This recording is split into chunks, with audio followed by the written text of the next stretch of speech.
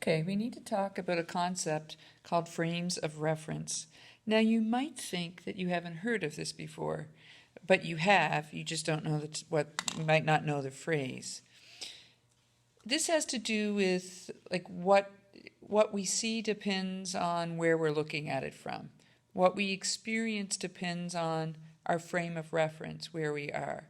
For example, right now, you might be not moving. You might be sitting in a chair, maybe at a desk, maybe on a couch, maybe lying on your bed watching this. But wherever you are, you're probably not moving, right? Or are you? Because even though it might seem that you're not moving, you all know that the Earth is spinning on its axis, and actually at a really great rate. And not only is it spinning on its axis, it's also revolving around the sun. And not only is it revolving around the sun and spinning on its axis, the whole solar system is moving through space.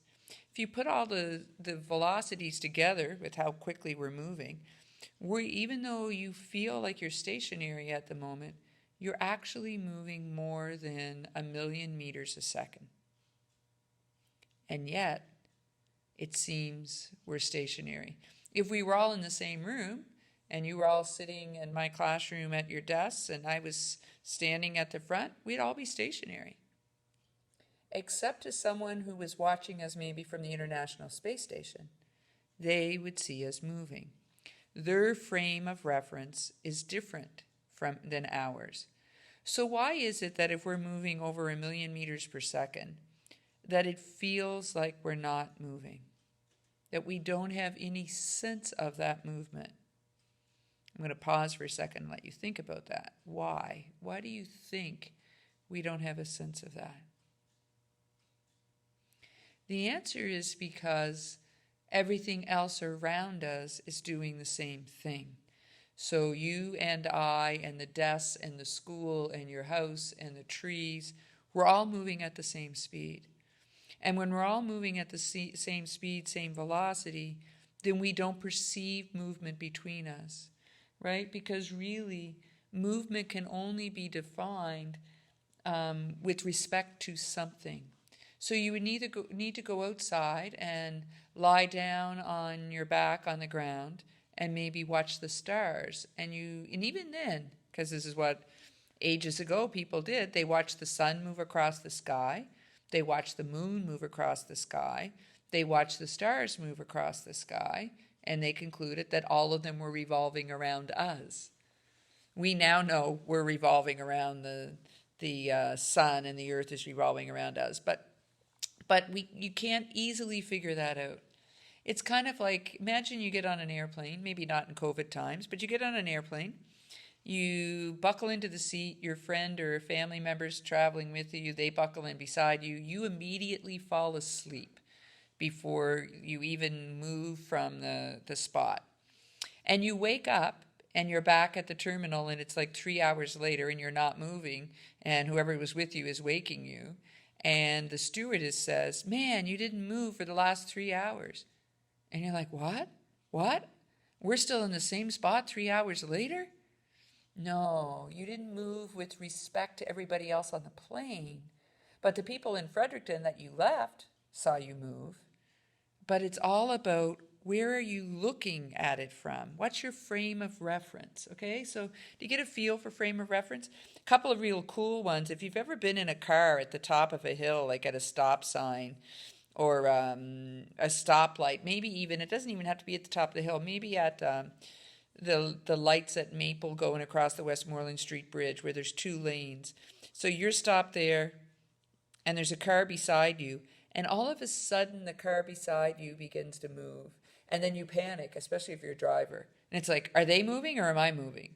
Like, sometimes it's hard to tell which one's moving. Or if you've ever been in a real city, nothing personal, Fredericton, that has like a subway or a metro. And if you've ever been on that metro parked in a station with another metro, all of a sudden, someone begins to move. And you can't tell, are we moving forward or are they moving backward? Like, which one's moving? And the only way you can really tell is by looking at like a pillar that's outside on the stop. And, you know, if it's not moving, then you are. But if it's moving, then you're stationary. But it's about frame of reference. And so when we talk about motion in this course, we have to say it's moving with respect to what? Think about following a car. Maybe you're going out to the Big Potato to buy fresh veggies, and you're following a car, and the car, you stay the same distance behind them the whole time. And it doesn't seem like the car in front of you is going very fast. But you happen to glance down and you realize you're both going 100. But it doesn't seem like it because the distance between you isn't changing. But now, so you're both going this way, but now there's a car coming the other way. And you meet that car coming the other way and you think, oh, I think that's, I don't know, somebody's car that you recognize. And so you try to look in the car to see, but they like zoom by and you're like, wow, they're going fast. But it really isn't that, right? If you're going 100 kilometers per hour one way and they're going maybe 80 kilometers per hour the other way, we always perceive that we're the ones stationary and everybody else is moving around us. Like the sun's revolving around the earth, the other subway's moving backwards, we're not moving forwards. So here we see ourselves as stationary, and we see the car that we meet going 180 kilometers per hour in the opposite direction, their speed plus ours. If you're looking at a house on the side of the road going your 100 kilometers per hour, again, we see ourselves as stationary, so we see the house going in the opposite direction of 100 kilometers per hour. Okay, so motion is tricky. It's like moving with respect to what? Okay, so that's what frames of reference are. And sometimes you have to add up the velocities to figure it out. Or maybe, I'll do one more with a car. How much time do I have left? Okay, so here are my two cars. So this, they're kind of sick, aren't they? So this time, the car in the front is going, let's say, 80 kilometers per hour, and you are going 60 kilometers per hour. Okay, that would be the same with respect to you. The car in the front is going 20 kilometers per hour. So we'll say east here and east, right? So that's the same as if it's moving with respect to you at a speed of 20 kilometers per hour.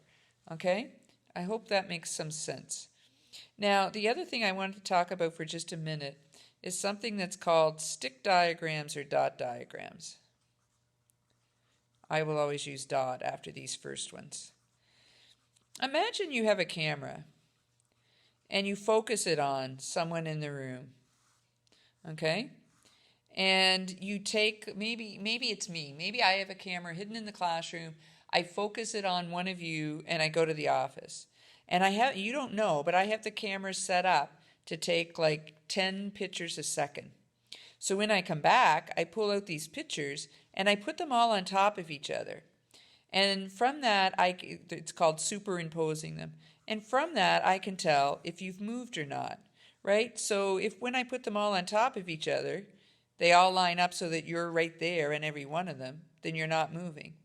But if I put them all on top of each other, and in one picture you're there, and then here, and then here, and then here, then clearly you've been moving.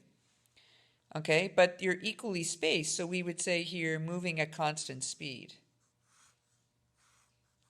If I do it again, but this time the spacing looks like this, then what's your movement? We would say you're speeding up because the space between you is getting bigger. And if it was dots, it would just be the same thing but with dots, okay? And what would slowing down look like? Whoops, it was supposed to be bigger. Move that one back there. Slowing down would mean big spaces at first, and then they would get closer together.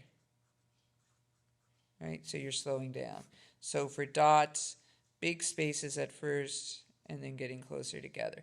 So we can show moving using stick diagrams and dot diagrams. Okay? And that's going to be the other piece of your homework for today. All right, very good.